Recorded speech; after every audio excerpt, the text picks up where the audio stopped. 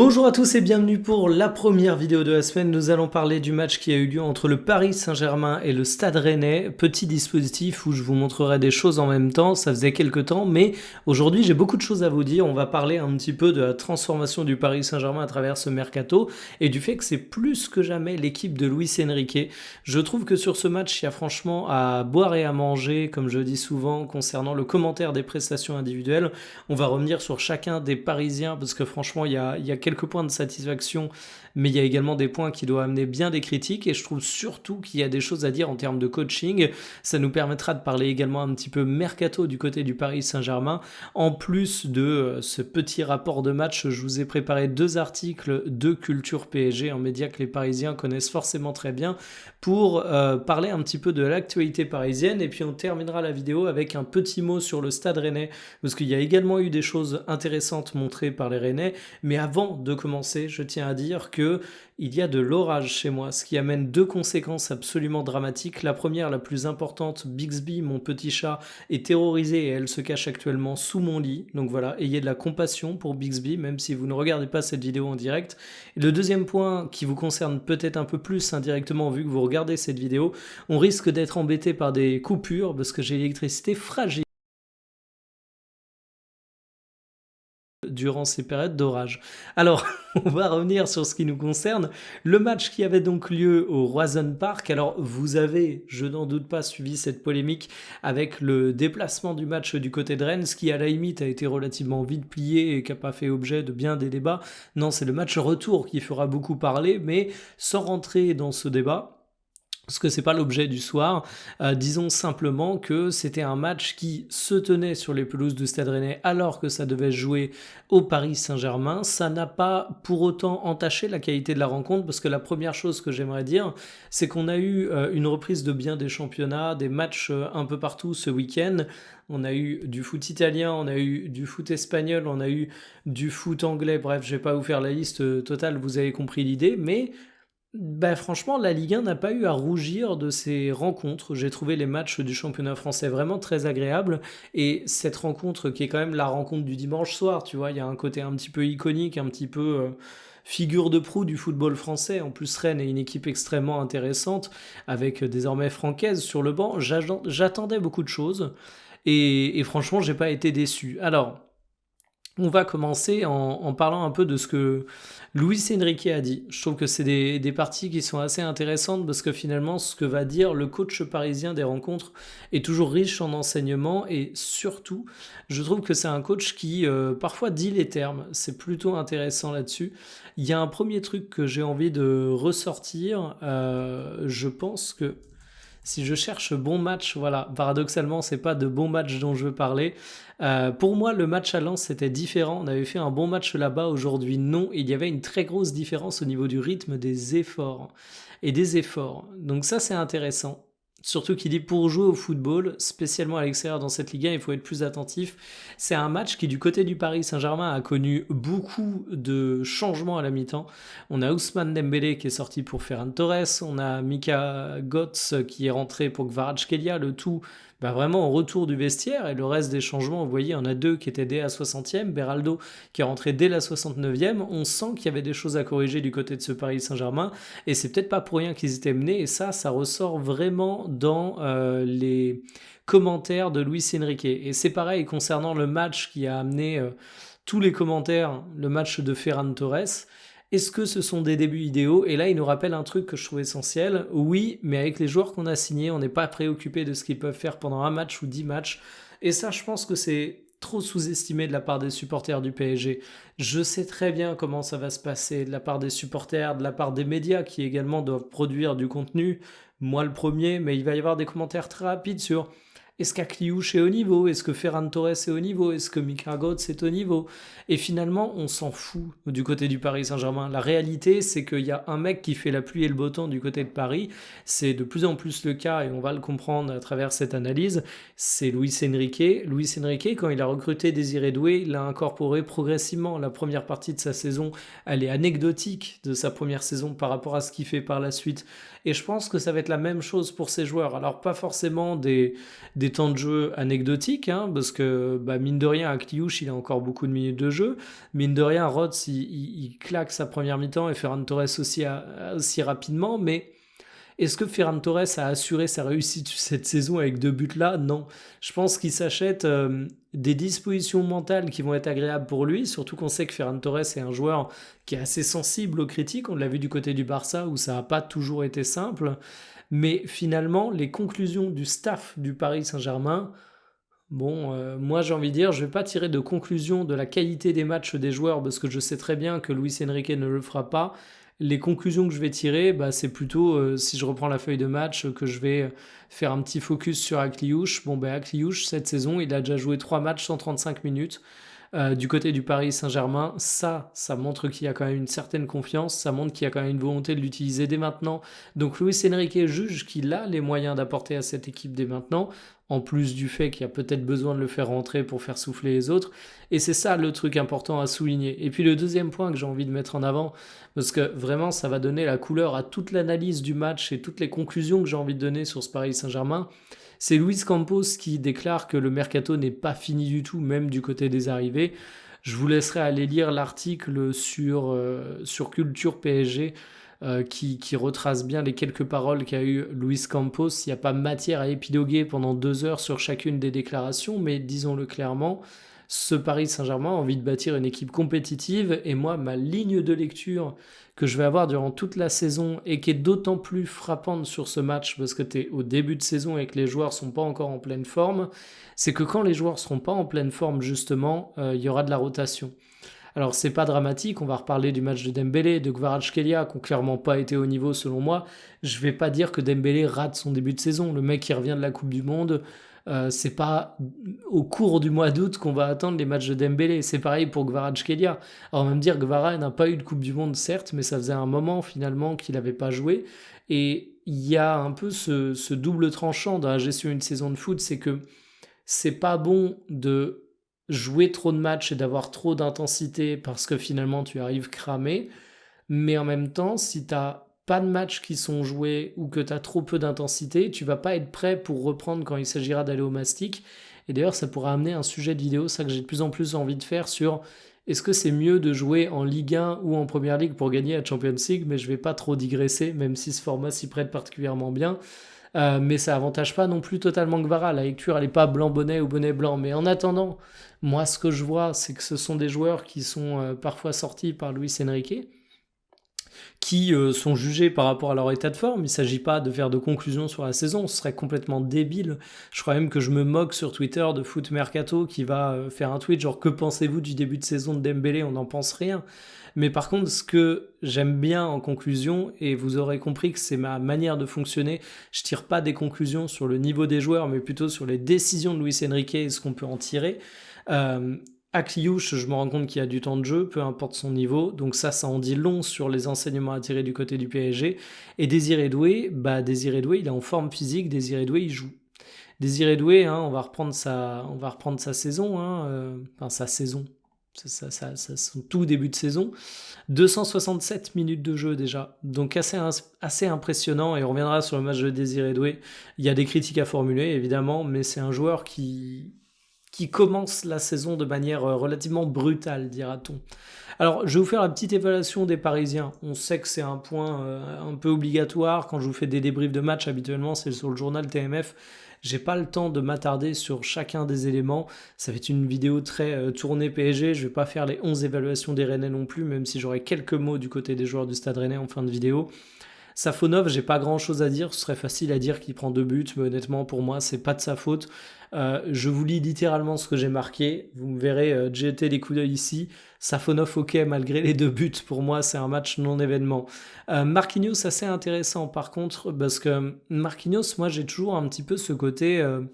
À une époque, j'avais peur qu'il soit perdu pour le football assez rapidement pour le Paris Saint-Germain, malgré le fait qu'il n'est pas vieux. Marquinhos, il est du mois de mai, il a tout juste fêté ses 32 ans. Donc à 32 ans, quand tu es défenseur central, t'es pas censé être cramé. Mais à une époque, je me disais, est-ce que ça va tenir physiquement, etc. Et finalement, sur les 2 dernières saisons, on s'est rendu compte que non, il n'y avait absolument aucun problème. Même s'il y avait quelques blessures, des minutes de jeu qui sont pas forcément à la hauteur de certains cadors, mais Zabarni vient aussi pour ça. Mais j'ai toujours ma petite musique comme quoi il a rehaussé son niveau de jeu, mais physiquement c'est peut-être un peu juste. Et ce match en a été assez représentatif, je trouve. En fait, Marquinhos s'est retrouvé à pas mal de fois en difficulté sur l'aspect physique, peut-être pas aussi rapide que certains des attaquants qui étaient censés gérer, mais par contre très intelligent, balle au pied et plutôt inspiré. Et Pacho, c'est un joueur que j'ai plutôt bien aimé dans sa gestion des duels. Mais Pacho, je trouve que globalement, le début de saison, il est compliqué, hein. Pacho, patron de la défense parisienne par son niveau, parce que c'est évidemment pas lui le capitaine, ça reste Marquinhos le patron théorique, mais il a mis absolument tout le monde d'accord du côté de Paris depuis qu'il est arrivé. Mais sur ce début de saison, je trouve que euh, peut-être moins inspiré à la lecture des situations, peut-être besoin de se remettre un petit peu dans sa saison, de retrouver peut-être un peu de rythme pour être plus à l'aise techniquement, parce que pour moi le problème est pas physique, il est plus dans la lecture des situations, mais on sait que des fois ça dépend d'à quel point tu arrives à être lucide durant les rencontres. Pas trouvé ça exceptionnel. Lucas Hernandez, c'était un petit peu la surprise. Moi, je vous avais même dit dans le journal TMF que j'étais curieux de voir Lucas Digne, parce qu'avec la suspension de Nuno Mendes à cause du Trophée des Champions, enfin de son geste durant le Trophée des Champions, il y allait avoir la possibilité de voir Lucas Digne un peu trouver ses marques au sein de ce PSG.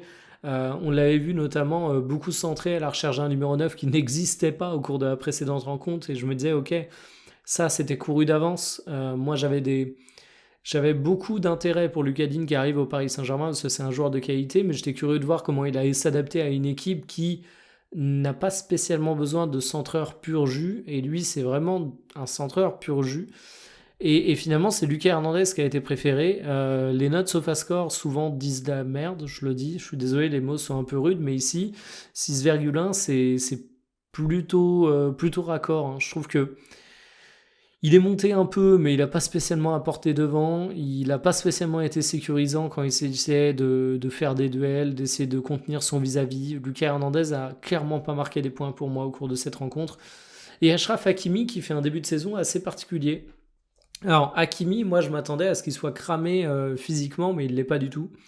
C'est un joueur qui, depuis le début de saison, a une capacité à cavaler qui montre qu'il est toujours aussi surnaturel sur les qualités athlétiques. Je l'avais trouvé extrêmement emprunté techniquement à certains moments au cours des précédentes rencontres. Il y avait même des fois des matchs en deux temps, en fait, où première partie catastrophique, après ça allait mieux.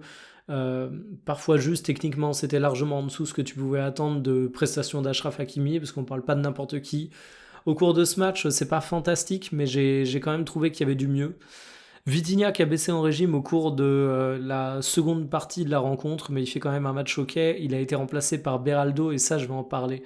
Parce que Beraldo, au-delà de sa performance, qui a été plutôt bonne, j'ai trouvé qu'il avait un peu plus d'audace et de créativité, même si ce sont des mots extrêmement forts par rapport à ce qu'il a montré à la passe qu'au cours de la précédente rencontre. J'ai trouvé qu'il était également intéressant sans ballon, mais Luis Enrique force vraiment beaucoup avec Lucas Beraldo, qui était sans aucun doute un des joueurs le plus utilisés au cours de la prépa, qui n'a pas forcément été le joueur le plus utilisé dans les matchs qui débutent, parce que ce sont des rencontres où il faut gagner, et il faut quand même pas déconner. Si tu as bien des certitudes au PSG, c'est sur le milieu de terrain où tu as 4 mecs, où tu sais que tu peux compter sur eux, et où tu vas pas jouer sur apprenti sorcier, mais on reparlera de Beraldo. Zaïre Emery toujours aussi fort, on lui reproche souvent son dernier tiers. Là, c'était pas loin de donner quelque chose pour lui. Il a été, euh, il a été vraiment intéressant, et pour moi, c'est vraiment un joueur où tu vas te faire des casse-têtes, parce qu'en fait, avec Fabian Ruiz, avec Zaïre Emery, avec Vitinha, avec João Neves, vous savez les problématiques de Luis Enrique, ce sont 4 joueurs extraordinaires, remplacés par Akliouche. Et Akliouche, vous avez compris mon constat, il est rentré évidemment dans une vocation plus offensive, hein. Luis Enrique lui accorde de la confiance. En fait, c'est pas un mec qui a fait des matchs exceptionnels jusqu'à présent avec le Paris Saint-Germain, mais c'est pas un mec que le coach hésite à utiliser. Et ce que j'aime bien avec Akliouche, c'est que là, vous avez vu qu'il a remplacé Zaïre Emery.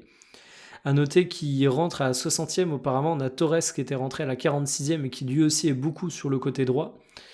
Et en fait, à Cliouche, je me dis que c'est vraiment le genre de mec que tu vas pouvoir voir faux numéro 9, que tu vas pouvoir voir relayeur, que tu vas pouvoir voir ailier. Je trouve ça d'autant plus intéressant que j'ai l'impression qu'au départ, Luis Enrique essaie de pas trop le mettre en difficulté, et il dispose encore d'une relative liberté dans le jeu. Mais je pense que Luis Enrique a une très haute estime de l'intelligence qu'est capable d'avoir à Cliouche. Et d'ailleurs, je pense même que quand il fait ce petit rappel sur Ferran Torres en mode c'est très très cool, mais on va avoir des joueurs pour faire un long chemin avec eux. On est content, mais voilà, le but c'est le long terme. Je me demande s'il essaie pas de protéger aussi les premières prestations de joueurs comme Rhodes ou surtout Akliouche qu'il estime beaucoup. Je passe rapidement.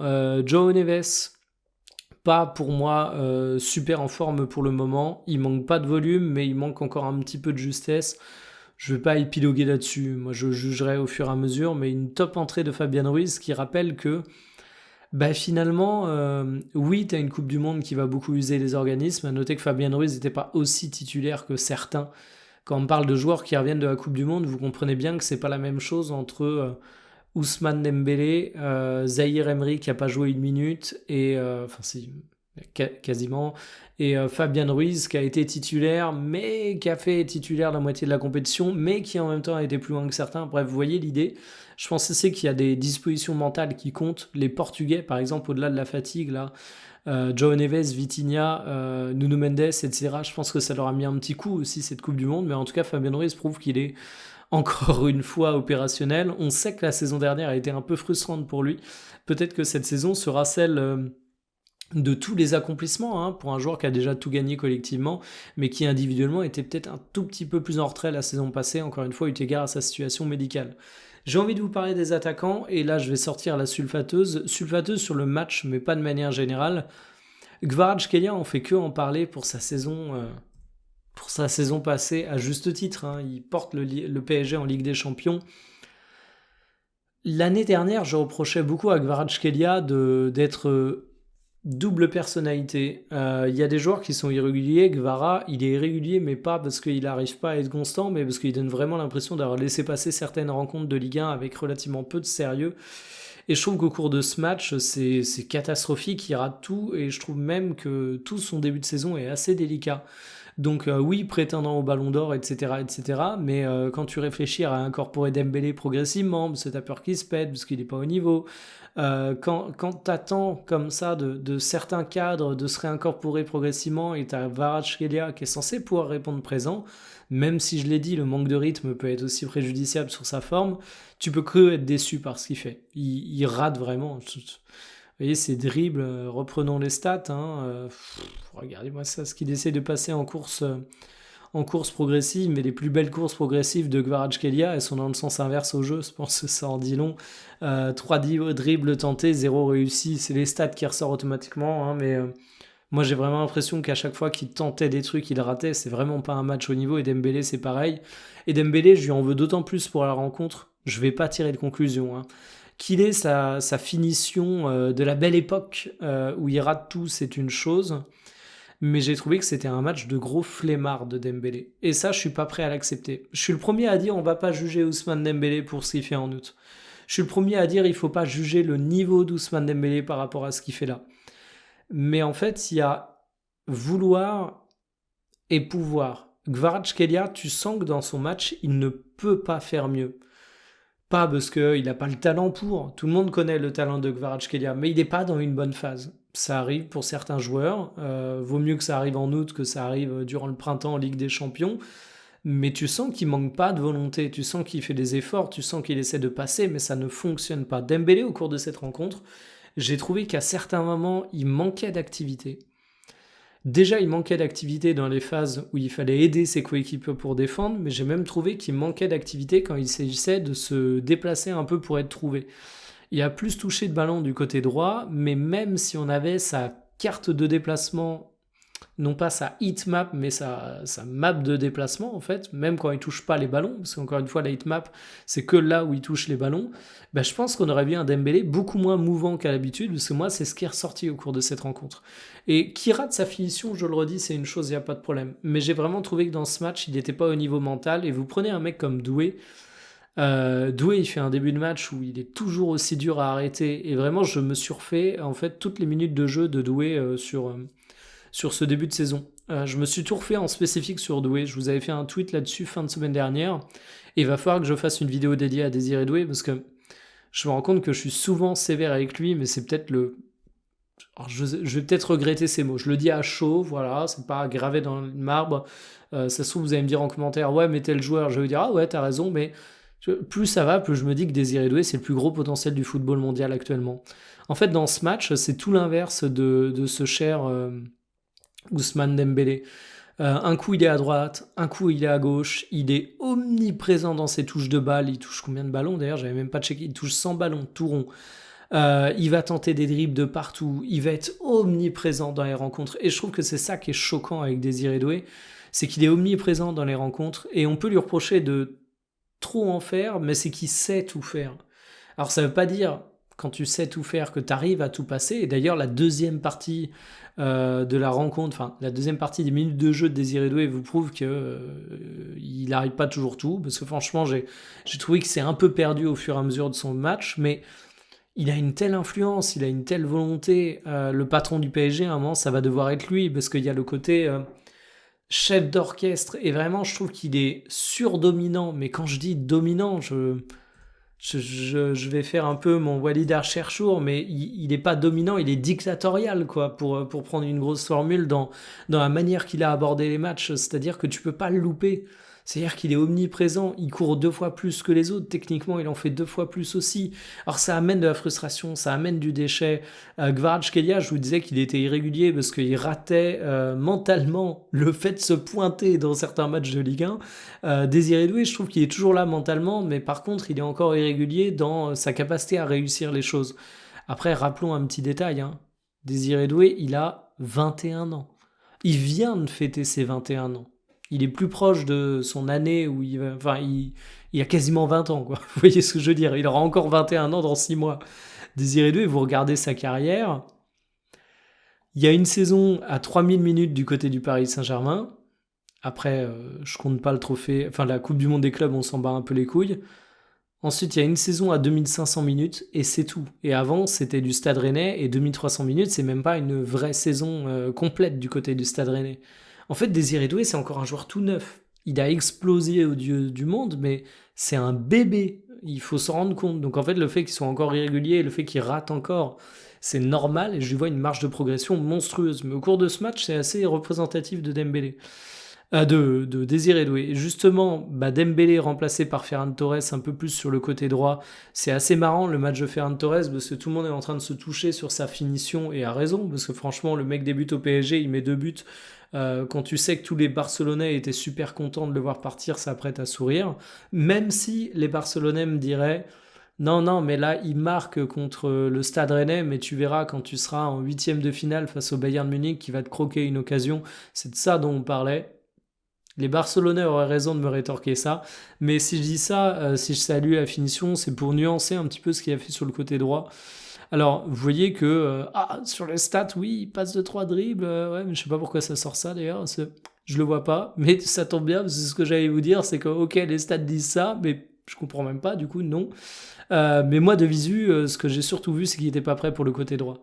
Alors, il est annoncé comme étant recruté au Paris Saint-Germain pour être un peu plus le remplaçant de Gonzalo Ramos, donc ça tombe bien, c'est au poste de numéro 9. Si on regarde la carrière de Ferran Torres, de toute façon, tu vois clairement que la saison où il essayait au poste de 9 faux 9, ça l'a bien réussi du côté du FC Barcelone, mais du côté droit, au PSG, avec un Hakimi qui n'est pas encore au meilleur de sa forme, je trouve qu'il y avait encore beaucoup de choses à travailler et ça n'a pas donné un match absolument exceptionnel.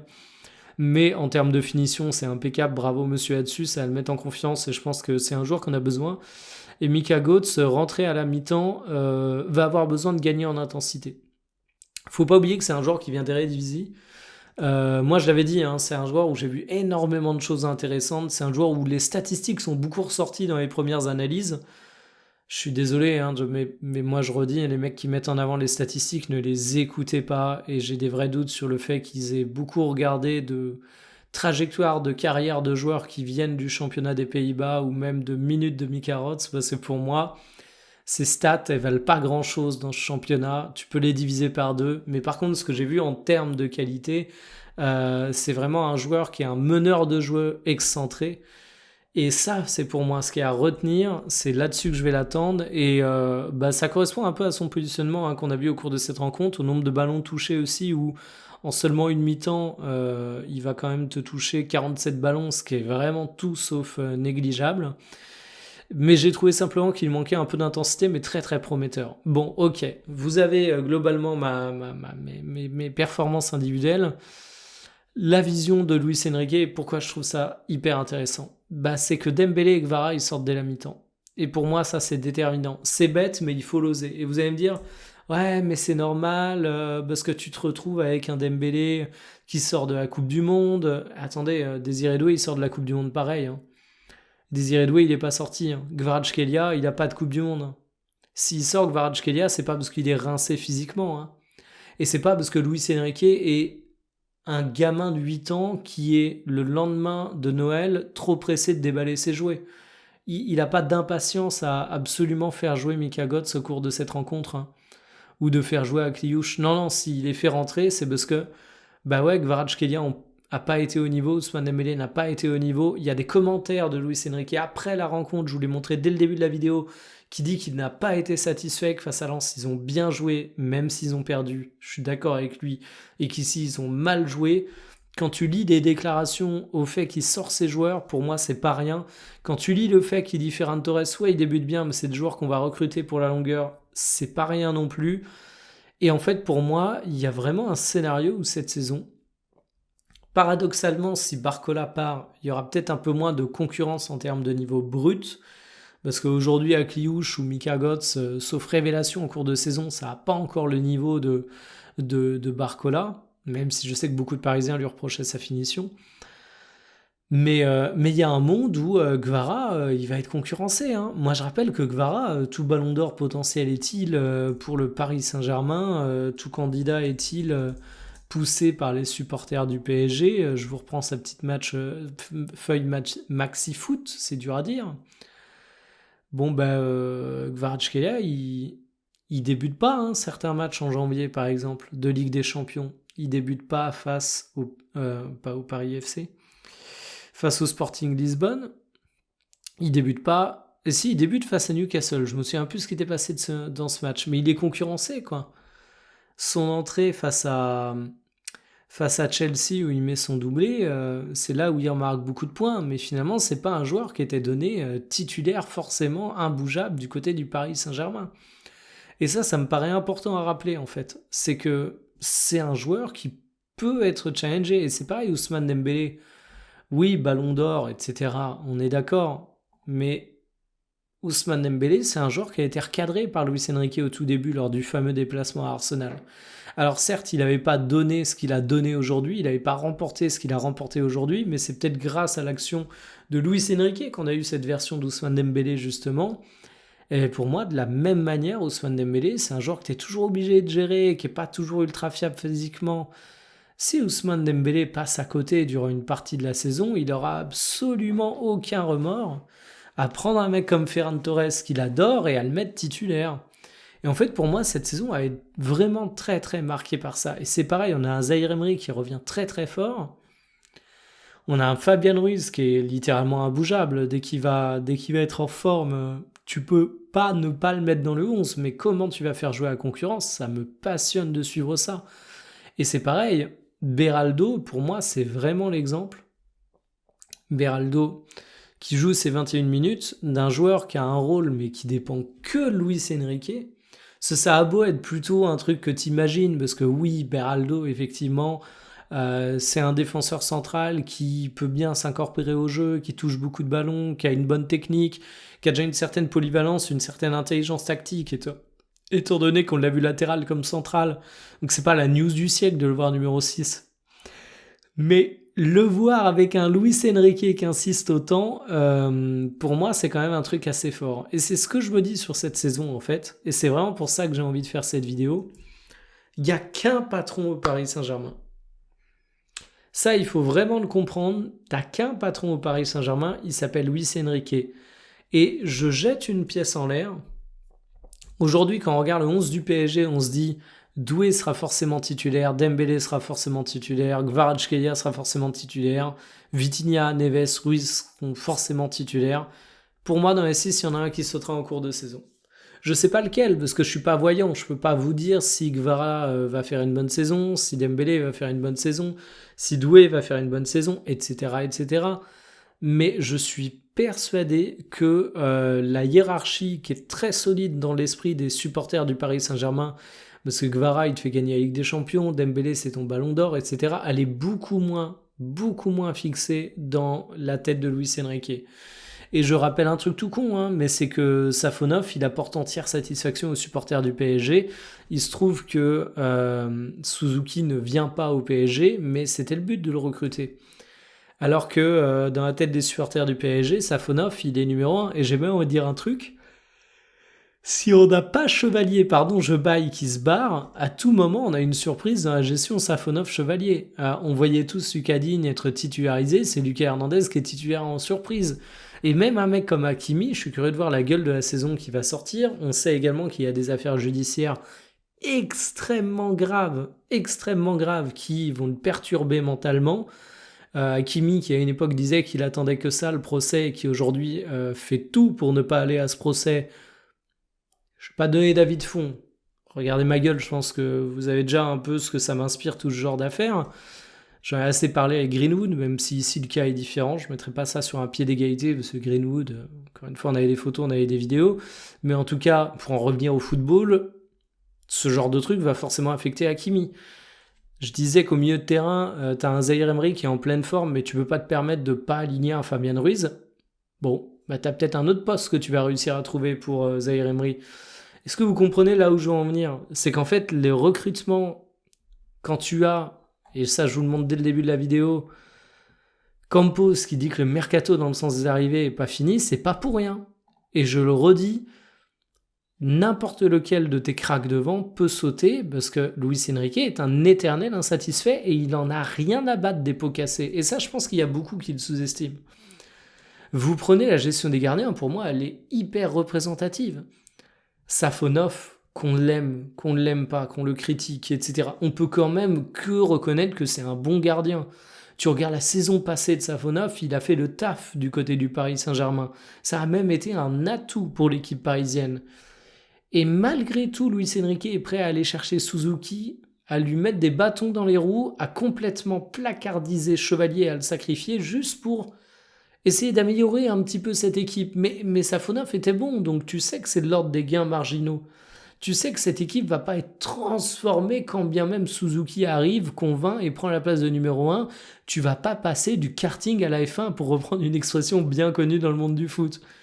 Tu sais que c'est des gains marginaux. Et malgré tout, pour ce gain marginal, Luis Enrique est prêt à foutre le bordel dans son vestiaire pour les gardiens, est prêt à complètement sacrifier Lucas Chevalier qu'il a pourtant recruté au prix fort dès l'été dernier. Et Chevalier, c'est un recrutement qui est approuvé par Luis Enrique. Et si j'insiste là-dessus, c'est que je vous dis, bah ouais, les gens que vous pensez titulaires indiscutables au PSG, ils ne le sont pas. Et je vais rappeler un dernier truc en matière de mercato, c'est que Diomande, il était voulu par le Paris Saint-Germain. Alors on peut refaire l'histoire, hein. On peut dire, ouais, le PSG finalement, ils sont retirés du dossier. Oui, ils sont retirés du dossier parce que le deal ne pouvait pas se faire dans les conditions qu'ils voulaient. Parce qu'ils voulaient peut-être payer plus 100 millions d'euros que 140 millions d'euros.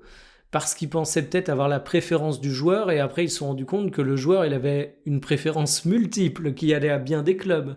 Mais en attendant, le PSG était prêt à faire un recrutement extrêmement onéreux, parce que ça aurait été extrêmement onéreux, hein, même si ça n'avait pas été les 140 millions d'euros du Real, pour recruter un joueur à un poste où ils n'avaient pas forcément de besoin. Et j'ai même envie d'aller plus loin. Moi, je suis persuadé que Diomandé, il aurait pu aller au PSG si ça avait tourné différemment avec ses agents. C'était la volonté du PSG.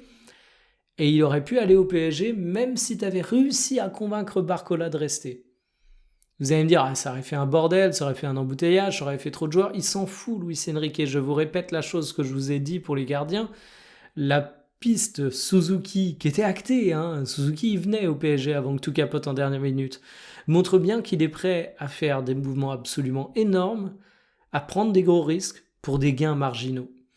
Et je pense vraiment que ça, on le sous-estime à l'échelle du PSG. Donc je suis le premier à dire, on va pas juger Dembélé, parce que là, c'est bon, le mec a fait une Coupe du Monde, on sait qu'il est fragile, qu'il est utilisé à parcimonie, on est fin août, qui va juger le niveau d'un joueur sur fin août? Ces matchs, ils n'existent pas. Je dirais les choses un peu durement, mais on en est quasiment là. Surtout qu'en plus, tu sais que le PSG, à première vue, ils n'ont pas le danger de leur vie sur cette saison de Ligue 1. Même s'ils ratent 2-3 matchs au début de l'année, ils vont quand même remporter la Ligue 1. Mais par contre, tout en rappelant ça sur Dembélé, bon ben moi je serais Ousmane Dembélé, j'aurais conscience que des matchs comme ça où je mets peut-être pas l'attitude en plus d'avoir un peu de raté, il faudra pas que j'en fasse beaucoup parce qu'un mec comme Ferran Torres, il pourra gratter des minutes. Il pourra peut-être même gratter une titularisation. Et tu te retrouves dans des situations où peut-être qu'il va faire ça au début pour piquer Luis Enrique. Et puis si Ferran Torres est titulaire en Champions League, qui a un match qui est pas non plus totalement anodin, qui va te coller à nouveau un doublé, qu'il est performant en Ligue 1. Bon ben au bout d'un moment, pour citer un grand sage, la roue tourne va tourner. Hein. Donc voilà, c'était un peu le propos que j'avais envie d'avoir sur le PSG. Pour moi, une saison qui va être une saison qui va déglinguer bien des certitudes, parce qu'en fait, tu as eu rarement des saisons du PSG qui partaient avec autant de certitudes. C'est un peu ma conclusion. Tu vas chercher Akliouche, tu vas chercher Mika Götze, tu vas chercher Lucas Digne. Ce sont pas des joueurs qui, sur le papier, vont fondamentalement bousculer la hiérarchie. Eh ben attention à ça, je tiens à le dire. Et donc terminé pour le PSG, j'ai quand même touché 2 petits mots pour le Stade Rennais. Alors j'ai pas 4000 choses à vous dire, c'est juste question de vous parler un peu de l'adversité quand même. Le projet Rennais que je vais suivre particulièrement moi au cours de cette saison, parce que Francaise est un entraîneur que j'aime bien, et parce que le Stade Rennais a des joueurs de talent. Moi je suis très très curieux de voir comment Le Paul va faire sa saison. Je vais d'abord parler des trucs un peu mineurs, je vais terminer avec Le Paul. Bon, milieu de terrain, très très complémentaire, vraiment. Vous le savez, moi j'aime bien Valentin Rongier, pas forcément parce qu'il est nantais. Aujourd'hui il est sous les couleurs rennaises, ce serait un comble de lui accorder une faveur par rapport à ça, mais même du côté de Marseille, c'est un joueur que j'ai toujours trouvé extrêmement équilibrant pour son équipe, et là je trouve il est entouré avec Thomasson et Szymanski de joueurs qui sont plutôt utiles pour apporter la créativité qui va manquer à Rongier et tirer pleinement profit du fait d'avoir un mec comme Rongier à côté pour bétonner. Ensuite, parlons un petit peu de cette charnière extrêmement jeune, 20 ans et 24 ans, mais qu'on fait une belle performance selon moi, une belle rencontre de la part des jeunes Rennais, et on sait que la charnière centrale qui manque d'expérience, ça a souvent été un sujet à Rennes, mais ici je suis assez curieux de voir, et donc le Paul, c'est quasiment que pour le Paul que je vous fais ces petites digressions rennaises à la fin. Le Paul est un joueur qui a été évidemment extrêmement impactant la saison passée. Il a marqué 21 buts, tout était du côté de Rennes ou pas? Je m'en souviens plus. Est-ce qu'il avait mis un petit but avec Angers avant de partir? Je sais plus.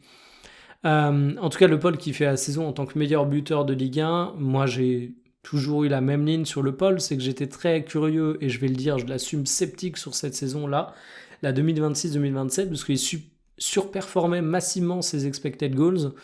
Et quand tu t'appelles pas Erling Haaland, tu peux pas le faire sur la durée. Quand tu t'appelles pas même Lionel Messi Prime, hein, parce que Haaland n'a pas toujours surperformé ses expected goals. Donc je me disais, est-ce qu'il va encore claquer plus de 20 buts en Ligue 1, le Esteban Le Paul? J'attends de voir. Mais surtout, ça m'apparaissait comme étant d'autant plus crucial parce que Esteban Le Paul est un joueur qui vivait par le but la saison passée, qui exprimait en qualité avant toute chose le but.